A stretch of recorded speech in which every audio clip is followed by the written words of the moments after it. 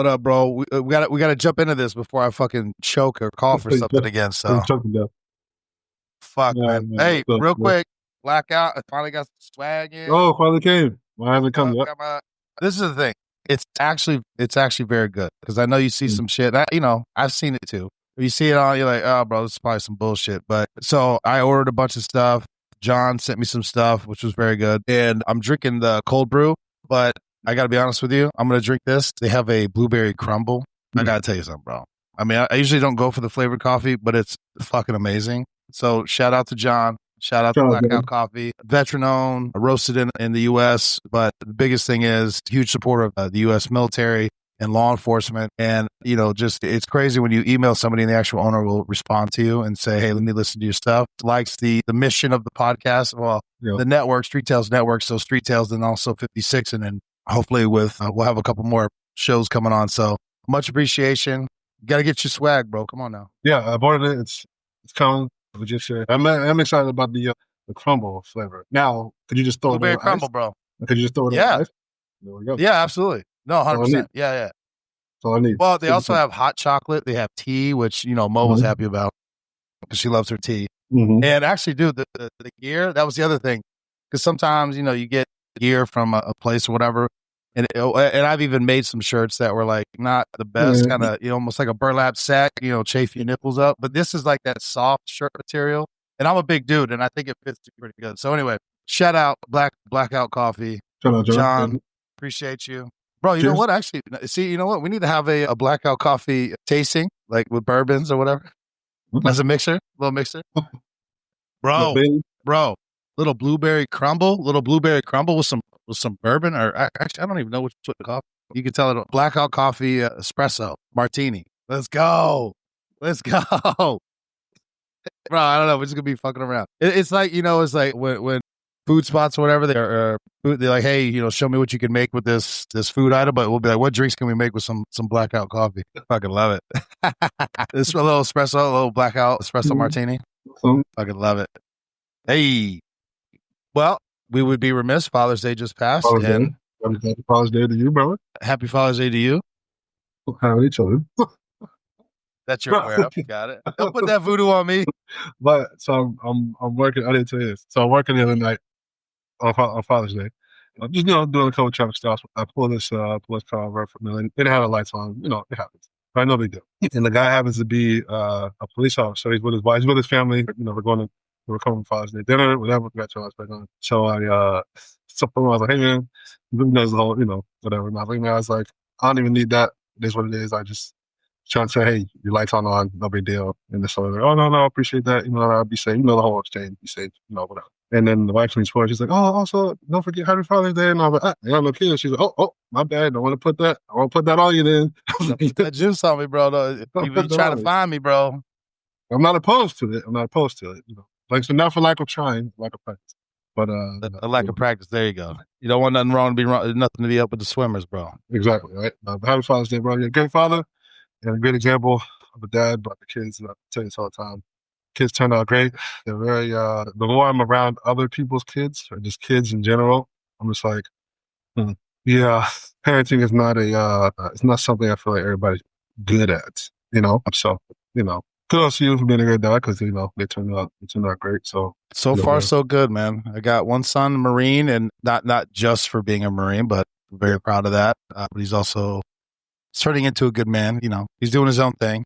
And yeah, my baby girl, she started working out with the Marine poolies. So which is funny because she was like, I think I'm gonna join the military too, but I'm definitely not gonna be a Marine. I'm gonna do something else. But again, it's just one of those things. You start talking to the recruiters, and I don't know what it is. I don't know what they do, but the Marine Corps recruiters have got their shit squared away because she's like, yeah, so I started working out with the Marines. I was like, what? I thought you were doing something else. She's like, I just think this would be a better fit for me. And I'm like, all right. I mean, listen, let me just say this. I'm not a recruiter and I was never in the military.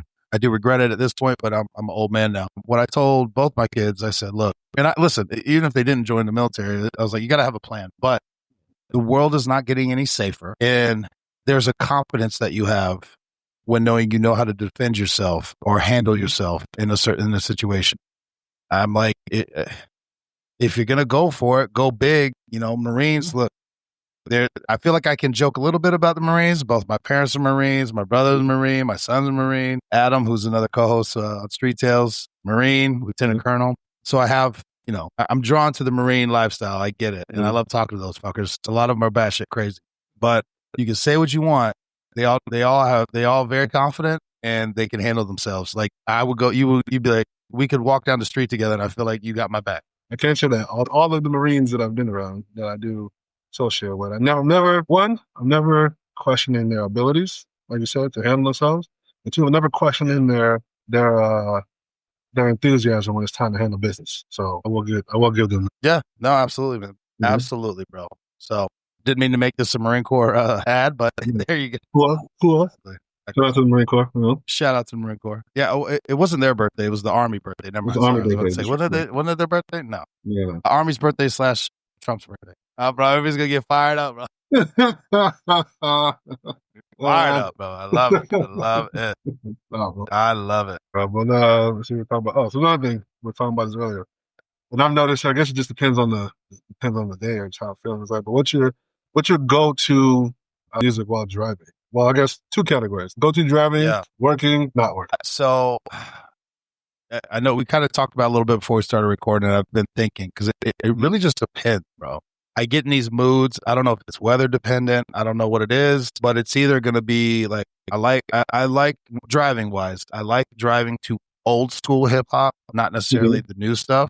Country music it's funny because everyone's like, oh, of course you listen to country music. That is relatively new for me. Like maybe in the last 3 or 4 years, 5 years, maybe. I mean, I'm 41. So in my mid 30s, I was like, I kind of get it. It resonates with me now. But here lately, so this is what I'm saying. It's kind of like, I didn't want to just pigeonhole myself. It fluctuates. Bro, I've been listening to some like that old, like Motown, like Al Green. Hold on. I took a picture because I was like, yo, I knew the song, but I didn't know the artist. Hold on. It was Solomon Burke. Cry to Me. Bro, if you've never heard it, I was like, what? Who was that? And again, I'm old, so I screenshotted it because I was like, I got to remember that. But that's what, I don't know. That's what, maybe it's been raining. I don't know, but that's what I've been listening to, bro. It just hits me and I'm like, I'll just drive. Now, when I do long distance driving, it's typically podcast for me. Or I'll put it on like shuffle or, what a thumbs up or whatever. That's the other thing. Depends on what platform I'm using.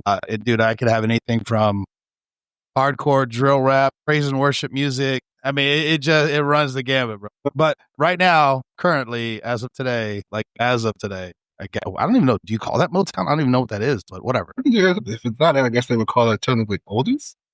Oldies? Al Green, Marvin Gaye, Ray Charles, and now this Solomon Burke. I mean, I don't know. I mean, it's I guess you call it. I guess it's still R&B. I guess it's just an older form of R&B.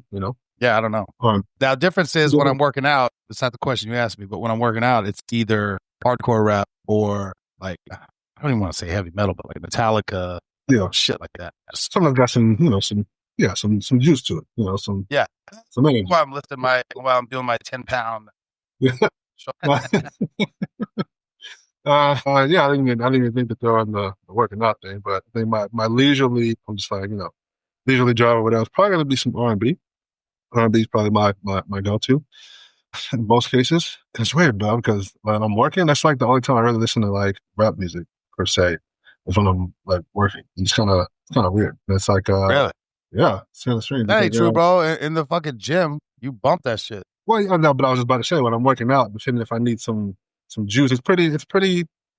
In the gym, it's pretty mixed. You know what I mean? I do it's crazy or not, but I do like that. Listen to slow R&B. I mean, I feel like I'm in a music video. I feel like I'm in a music video. Like the old, I feel like I'm LL Cool J. You know what I mean? Oh my god. Yes, I do know what you mean. Getting after it, because the leg day is a slower pace. You know what I mean? The slower pace, slow it down. So whatever, kind of need that. I need that mental escape. Like I said, I'm in a music video. You know what I mean? But if I'm doing like a PR or something, that's probably when I'll give me gun. I get kind of hyped. But other than that, when I'm working, I throw some fucking comedazine. You love that shit, bro. I don't know why. It's so terrible, but I love that shit. But lately I've been getting into like I guess it's like different genres. I don't even know what you fucking call it. Surprisingly, no, a lot of people don't know this about me. I like house music. I actually really, I know. I really enjoy house music. A lot of people don't really. Still can't get down with it, bro. But go ahead. I'm listening. I love house music, but I know you try to push that shit on me all the time. Like, I don't. It's not for me. But then they got this like a lot of DJ mixes now lately, where it's like Jersey Club, like Miami bass, a lot of subsets of other things. And I'm kind of gotten it. Not that I'm getting into it, I enjoy it, but it's like it's like I guess you have like TikTok and like Reels and whatever, like DJs are actually like making these mixes or SoundCloud stuff that you can't just be like, oh, I want to hear this song and mix with this song. You know what I mean? So it's like it gives me that feeling like back when I was in college when you would actually have to like go to the club and like hear the mixes, or like you can only catch it on the radio when they were doing it. So I enjoy that part of it. But yeah, I get into it, but I love it. But you need to get into house music. You know. Well, let me ask you this. The house music I'm thinking about is that I don't even know how to do it, but you know, fucking glow sticks and ecstasy shit. I'm not down. Yeah. Now the only exception would be when they do that in the Blade movie. I'm like, yeah, I like that shit. But it's mostly because he's killing vampires. But would you call that you think house music? Because I don't know what the fuck it is. This is what I'm asking a clarifying question. When they mix the two songs, because they're well, I guess you're right. I only see it on like YouTube, TikTok, whatever. I do a lot of it. I'm like, yo, that shit hits. I like that when they like take a beat from one song and interlace it with the vocals to another song. I do like that, but you are correct.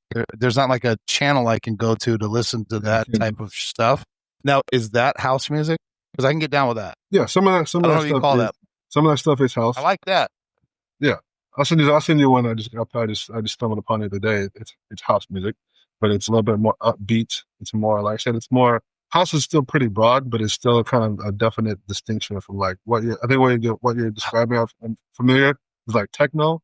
Techno's okay, but house is a little bit more rhythm and bluesy as opposed to like the electronic stuff. Gotcha. I mean, I'm all into the music, all kinds of the shit. Sorry, bro. These just hit me, but I forgot I wanted to talk to you about it. Are we good with the music part? Yeah. I'm sorry, but you talking about it reminded me, and I appreciate it. The first one's gonna be a quick one, but I saw it and I started laughing, bro. I don't even know if it's true. This is the part I hate. It. So we're not the news. I'm getting it from social media bullshit. So it could be fucking bullshit. But somewhere someone said that Shedeur Sanders described himself as a mix between Michael Vick and Tom Brady. And then the comments, it was one of those things where it got whatever it is, where the comments were higher than the likes, whatever. Yeah. And the overall consensus was, yeah, you have Michael Vick's skin color and Tom Brady's speed. I was like, oh, Jesus. Lord. I was like, bro, that's fucked up. That's fucked up. You know, motherfuckers got to take a chance to troll. That's a good one. That's funny. I don't know if it's even true, but it had like 8,000 fucking comments, bro. And in that comment, it had like 15,000 likes or some shit. I was like, I hope this isn't true, bro. That's funny, bro. Somebody's trolling me and they go down with them like, I can't even laugh at that. I can't even say. I was like, oh, that's funny. It's a good joke. But are they both great? Okay. All right. Yeah, exactly. It's like at least I'm in the conversation, I guess. Exactly. They're both legends. I mean, if we're doing that, whatever. You have any comment on that? I think that kid will be fine. I think it'll be fine. I think it'll be fine. Shit. Hold on. See, now that we're talking, bro. See, this is why we talk like once a week. So I need to be better at writing shit down. But anyway, I just thought of another one, but we'll get to that one in a second.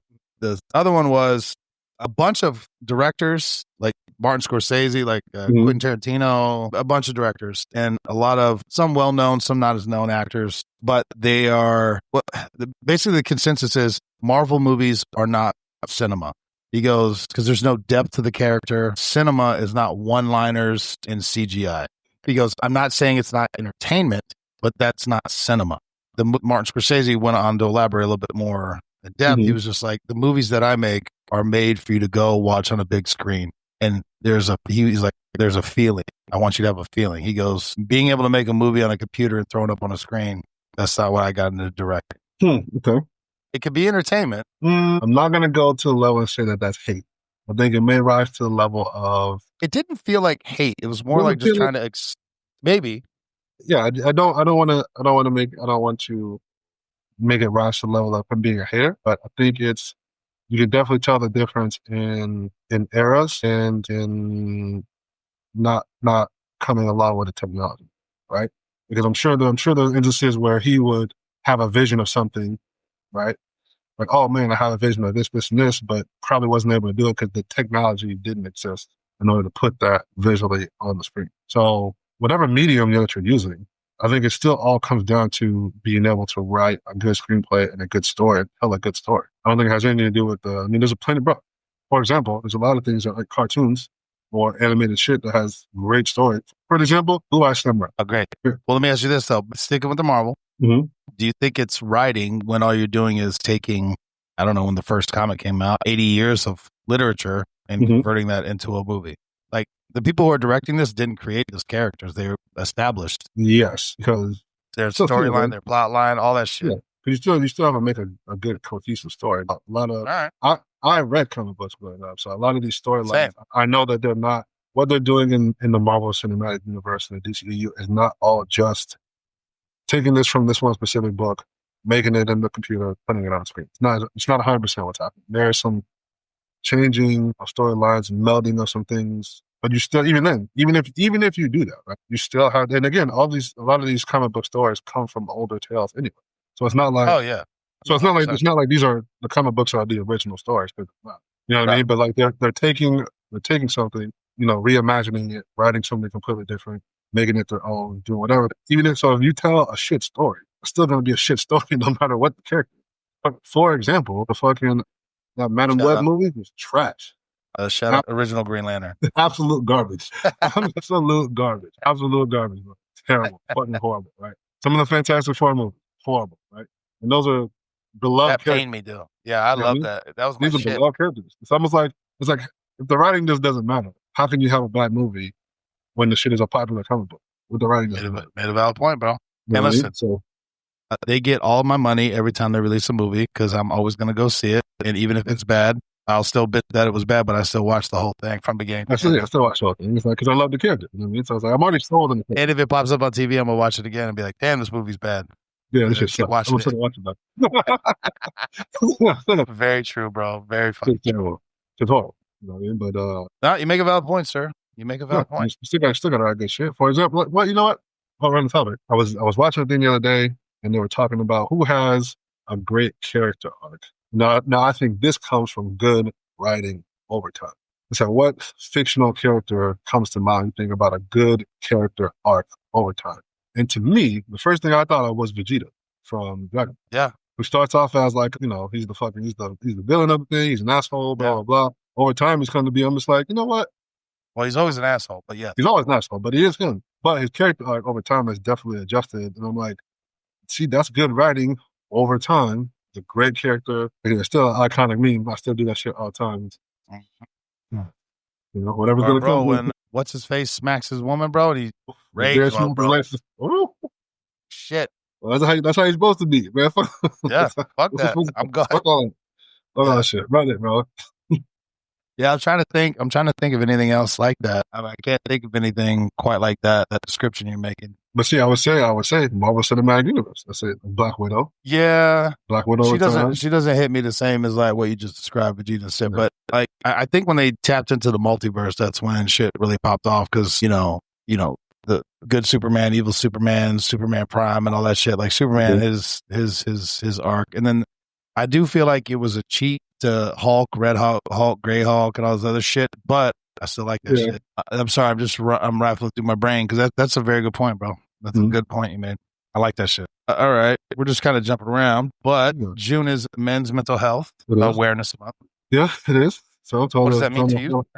I think you gotta really take stock in and again, I don't know why this is, right? And I'm sure there's all kinds of reasons why this is, right? But I think a lot of men do, I guess, suffer in silence, if you will, right? Because that's what men do. That's what men do, right? And I think at the end of the day, it doesn't take away from the fact that things need to get done. So it's like, you're feeling down, you still gotta get done. Feeling sad, you still gotta get done. So it's almost like your feelings or your mental health or whatever is almost kind of not necessarily a hindrance, but it kind of gets in the way sometimes from things needing to get done that still need to get done. So it's and I know there's a stigma about talking about if you're not like a Superman all the time, that it is viewed as a little bit of weakness maybe. But I like to think like Clark Kent is just as important as Superman, right? Yes. He's necessary to Superman. Superman can't just be Superman all the time. He's got to be Clark Kent sometimes, right? So yeah, that's what I'm saying. I mean, I've done it. I do it. We don't always, I guess, talk about everything that's there. Sometimes, you can kind of tell that there's more than what people let on. And again, that's their prerogative and, and whatnot. But in regards to men's mental health month, like it's okay to take a knee. Sometimes like, you don't got to shoulder that shit all the fucking time. You need some help sometimes. But again, that's tough. I think it's the stigma. I think it has to come from other men for men to have that space in order to do that. Yeah. Because I think men innately understand what each other is going through when it comes to not wanting to. And I know women will say, you should be able to talk to your partner. Stop it. Okay? Stop the bullshit. Yeah, we all know, we've all seen it. We've all got sisters, mothers. The only woman you'll ever be able to cry in front of and then not change her perception of you is probably your mother. It's probably the only one. No, for sure. It's probably the only one. And as much as women say, they want a man to be vulnerable. Come on. No, you're right, man. I will just say this. As a generality, that probably is not the way that things go, and generally speaking. Like, it ain't nobody says you had to be fucking, crying tears and being all soft and, I say soft, and weak or whatever. I think it's important for other men to kind of like check up on your friends, check up on your brothers. Hey, good, and anything, whatever. And most men understand the context of what they're asking. Hey, man, you need to just grab a drink, go do something else, do whatever. And in regards to men's mental health month, I hope that all the fellas are taking care of themselves and have a good support system, people that another men that they can talk to and, bounce some ideas off of, you know what I mean? So, yeah. Yeah, I will say I'm going, because I'm writing the book and having to go through each story and each section. Again, it is something we're working on, but most of our guests have been men, and not that it's all mental health related stuff, but when they tell their stories, it's amazing to me that these dudes can laugh when they're, or at least not that it's funny, but they can laugh when they're like, yeah, I was homeless living in my girl's car in her dad's front yard. Like, it was a broke down car, but at least he wasn't in the elements for 5 years. Or when they went to prison, or when they overdosed, not once, but twice. And that one dude, he overdosed on the second time, and his so-called friends were talking about how they're going to get rid of his body, not take him to the hospital, not get him help, but how they're going to get rid of his body. I was like, God damn, bro. What kind of friends you got? Fucking scary shit.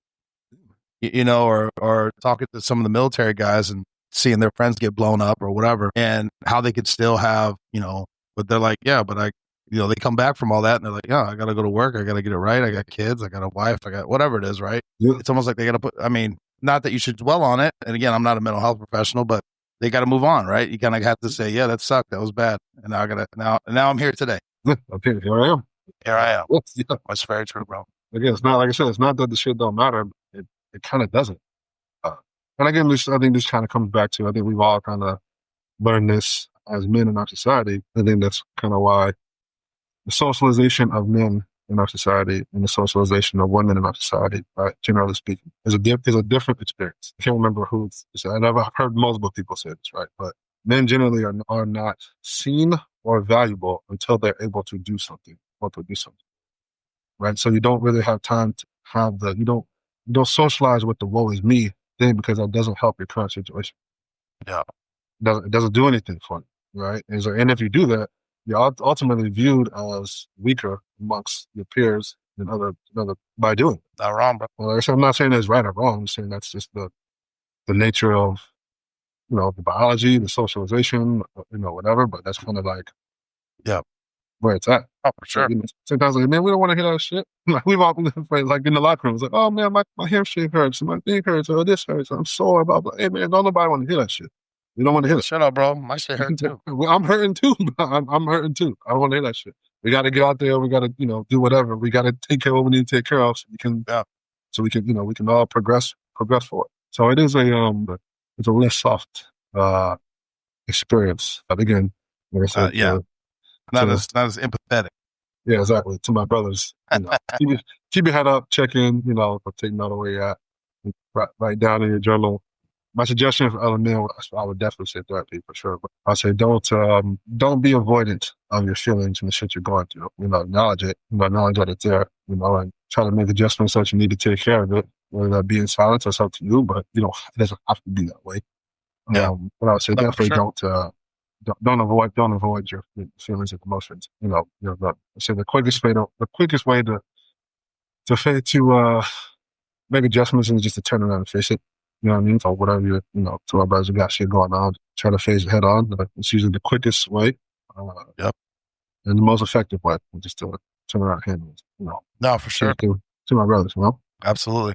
Well, one way to deal with mental health is house projects, my friend. Oh yes, 100%. We can talk about yours because I don't have any right now, but I had a mountain of house projects over the last 6 months, but currently I'm not doing any. But go ahead, brother. What you got going on? My most continuous project literally has been the yard. I take a lot of pride in it. Braiding, seeding. Oh my God. So I just did and I'll send you the pictures, but we did ripped out all the shrubs and hedges, ripped all that shit out, put down rocks, rock bed instead of all the shrubbery, whatever. It's a little bit cleaner, sleeker look. Did the pavers in there, but all the shit by myself. My next thing is building a bench outside. I guess you call it a bench, a long couch, little bench, whatever. Bro, I better see a live edge, highly polished. I want to see the little divots for your butt, bro. I don't want to see some 2x4s nailed in with the nails taken out. Well, you're gonna be clean as shit, bro. You better figure that out. Some 2x4s and some cinder blocks. But yeah, bro, the bench is my next thing. Let's go, bro. Look at you being a handyman, bro. I saw this one that's actually kind of intriguing to me. Was I love my Blackstone, but it took the Blackstone and built like out of wood, kind of like cut out and made like a outdoor looking kitchen space. Uh-huh. With a cutout, open it up so you can change out the propane. When I was looking at that, I was like, so that might be my next thing. Bro, you barely got a hammer and a screwdriver, bro. I just got a new tool set, new impact drivers, new drill and stuff. Shit, bro. You got a circular saw yet? Circular saw, working bench. Shit, bro. Working bench with the slots in it. Come on, bro. Oh, bro, you're almost an adult, bro. You're almost an adult. You're getting there. You're almost there. I remember you giving me shit when I would be working on my house where I'd be like, bro, just get someone else to do that. I'm like, no, bro.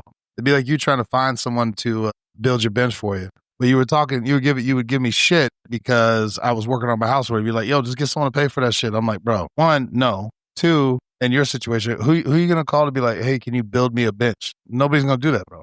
Or if they do, it's going to be like $8,000. Or it's going to be some bullshit cinder blocks in the 2x4. There's nothing in between, bro. There's nothing in between.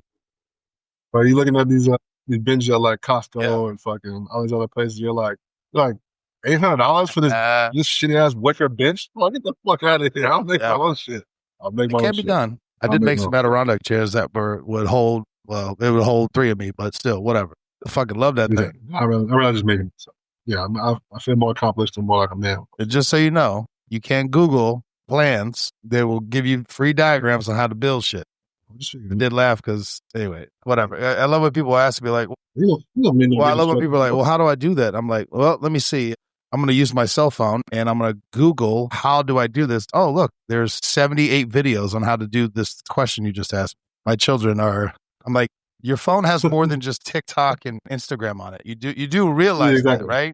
Well, how do I do that? Let me just use, I try not to be too much of an asshole. Let me use the World Wide Web. Let's see here. I'm trying to learn how to do something. What do you know? Step-by-step instructions. Whoa, look at that. Man, crazy. YouTube. Oh, look, there's also a video for that as well. Several videos. Oh, shit, bro. So for me, I don't have any. I mean, I will say I get it because I am not a contractor and my work is very DIY, but I try. I'm not great at the finishing, but I've gotten better. But dude, the under cabinet trim, under cabinet lighting, painting, so much fucking painting, such a fucking nightmare. So much painting. I mean, the amount of stuff I've had to do for Poopy Boy so he stops eating fucking rocks like a crackhead has been excessive. But I learned a lot. I did learn a lot. You gotta glue them rocks down. I tried that, but he's 80 pounds, so he just digs them bitches up. Yeah. Anyway, I feel like he hit you a little bit. I think he hit you, bro. I think he's just he's doing shit to make it learn. I was talking about this the other day. Canine handlers. There's only 2 kinds that I've ever met. Mm-hmm. Correct me if I'm wrong. or if you met someone in between, Mhm. they either love their dogs. They're like, he or she, Mhm. they're great. They're great with my family. They're great to work with, whatever the scenario might be. Or the flip side is, yeah, I guess he's all right, but he's a fucking asshole and he knows what he's doing. It's like, whoa, bro, easy. I know there was one canine handler. He's like, he's a fucking asshole. Every time I'm like going to climb over a fence, he'll wait till I'm at the top and he'll pull on the leash and make me fall. He's like, well, fucking, I'm like, bro, whoa, easy. It's like there's rage. Right? You got you know my response. Have you tried loving him? Bro, I'm Maybe telling that'll you, help. there was another one. He was my FTO for a while when I was a trooper. His dog, great working dog, but he would bark. Right? Just like you could tell, he was trying to be an asshole. So he'd be like, bro, I need to get coffee. I need to get out of here for a minute. My brain is throbbing. And he would wait till we were out, and then he would get his teeth through the cage and just and rip the fucking headrest to shreds. He's like, damn it, bro. I was like, oh my god, bro. Like, all right, I'm gonna put plastic in and start spraying you. Punch you in the head, bro. Oh shit, fucking love that, bro. Well, I had Rooney on. He was a trooper. Now he works for Kennebunk PD. He's a canine handler. Loved his dog to death. And I'm starting to understand. We're getting on a different topic, but it is what it is. Yeah, I don't know if they still do it or not, but a lot of canine handlers used to bring their dogs home. They'd stay in the house or outside, the kennel, whatever it is. Mm-hmm. They wanted them with them because they take work. They have to be worked 10 hours a day. I used to think I wanted to be a canine handler, and I was like, what do I got to do? No, I ain't doing that. It's too much work, bro. I got too much other shit going on.